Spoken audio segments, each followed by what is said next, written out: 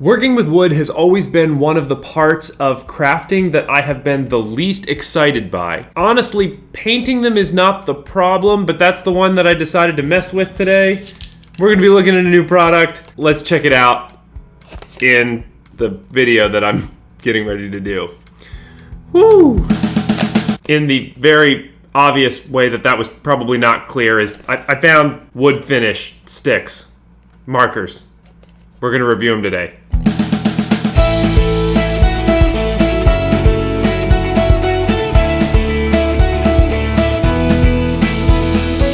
Welcome back to the channel, everybody. My name is Garmin. This is the Storycraft Society, and this week we are going to be messing with these wood stain markers that I found at Walmart. I don't really enjoy crafting with little craft sticks. It always ends up being frustrating, and it's not because of the painting process. It's almost never because of the painting process. So I don't know why that's the one I chose to mess with today, but that's the one that we're messing with. But I thought that the idea of these wood stain markers would be really, really awesome. If it does work, and it works well, it would be a fast way of just quickly getting wood stain onto a bunch of floorboards or rafter boards or something that I would put onto one of my projects. But the way that we're going to start that is I'm just going to open these bad boys up and I'm going to start to put them onto some craft sticks. We're going to see what the 4 different colors I got look like. The 4 colors specifically are red mahogany, golden oak, dark walnut,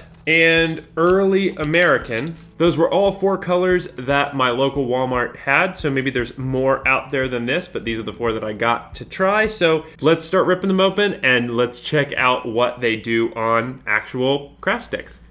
So I pulled out 3 things for the initial test. I obviously have my wood stain markers here. I have some gloves so I don't get the fingies all stained. And then I have birch wood coffee stirrers. Let's get some of these out here. I'm gonna get 1, 2, 3, 4 of them. And then I'm going to open these up.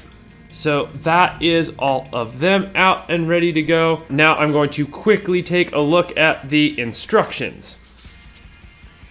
Okay, so the directions seem pretty self-explanatory. I'm gonna have to shake the marker well. I'm gonna have to remove the cap and depress the tip gently a few times to get the stain flowing, blah, blah, blah. I'm not gonna read it to you. You can see what it says. It's all basically the general things that it would say, but because it says to shake marker well, we all know what that means. I apologize, but we're all gonna have to watch it together.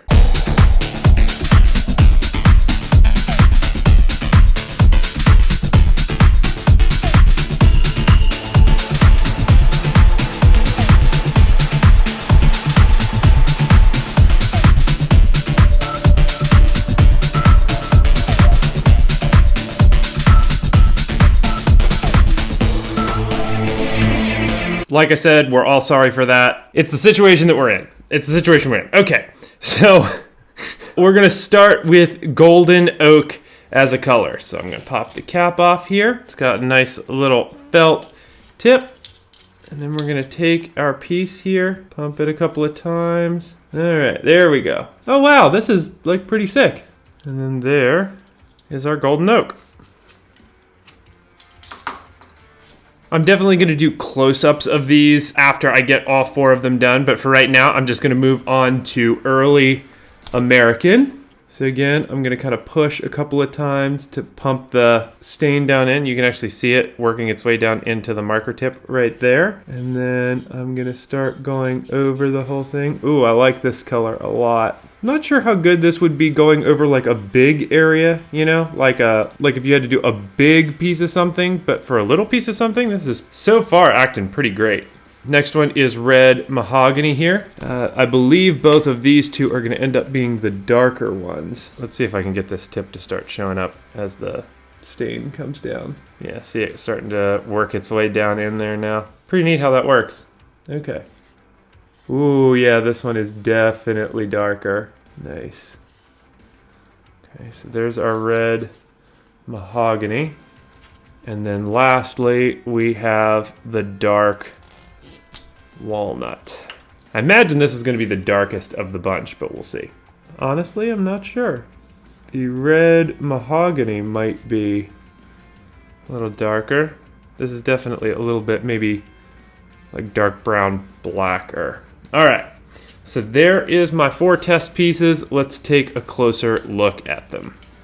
So for ease of use, these markers are amazing. So far, I really like them for ease of use. So this is the first one. This is the golden oak. For a blonde wood, this is pretty awesome. I definitely like the colors that are going on here. I like the darker darks and the lighter lights. The next one is the early American. This, I think, is my favorite of the bunch. Really dark darks, really light lights, a lot of contrast here, and I think a floor made out of this stuff would be absolutely amazing. The next one is going to be the red mahogany, and it's not as red as I thought it would be, but if you wanted a darker wood floor, I mean, the darkest darks are really dark, and there isn't a whole lot of lightest lights in this.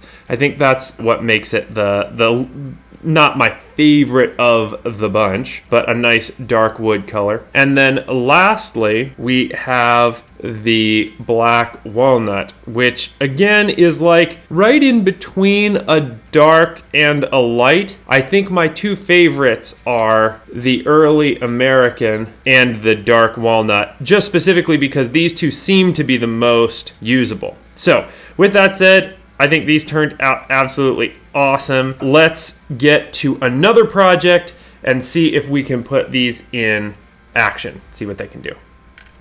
For the next test, I probably went above and beyond what I really needed to do, but that doesn't mean that I am not going to get something out of it. So what I decided to make was this little like stage thing here. Having more scatter terrain is never a bad thing, and if you can kind of incorporate testing something and turning it into a piece that you could use on your table, I think that's definitely the best way to do it. But the way that I went about making this was I pulled out a little block of XPS foam. This is just a little scrap that I had. What I did was I started to carve up the outside. Again, is this necessary effort? Probably not, but it made a little nice piece, and that's okay with me. So I took my X-Acto knife, I cut planks into the outside, I used a pencil to widen all of those lines and then make nail holes. I followed that up by scoring the outside with a brass wire brush to make my wood grain texture in my foam. And then the last thing that I did to it was I painted it all up using a layer of Black Magic Craft base coat as my undercoat, and then 3 different browns in different stages of wet brushes to get that looking like planks. Now for the actual test, I pulled out my coffee stir sticks, and the color that I decided to stain them was the early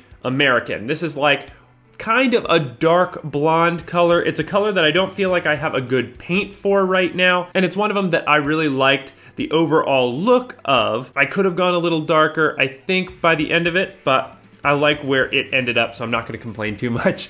And then I proceeded to cut the rounded ends off and start to stain them all. So while I've been doing this, I actually learned a little quick trick that I'm going to share. In order to get the stain into the felt tip of the marker, you have to kind of push down every once in a while to saturate it with stain. So if you want there to be a darker color, you want to poke that down before you run it across your craft stick. And if you want a lighter color, you want to run it out just a little bit before you do that. And the result will be this lighter look here is if you don't push down on the little felt tip. And then this darker look here is what happens when you do push down on the felt tip. I'm gonna knock the rest of these out. Once I had them all stained, it was time to glue them down, so I pulled out my Eileen's tacky glue. I put down a layer over top of my XPS foam, spread it all out, and then got to gluing all of my stained coffee stir sticks onto the top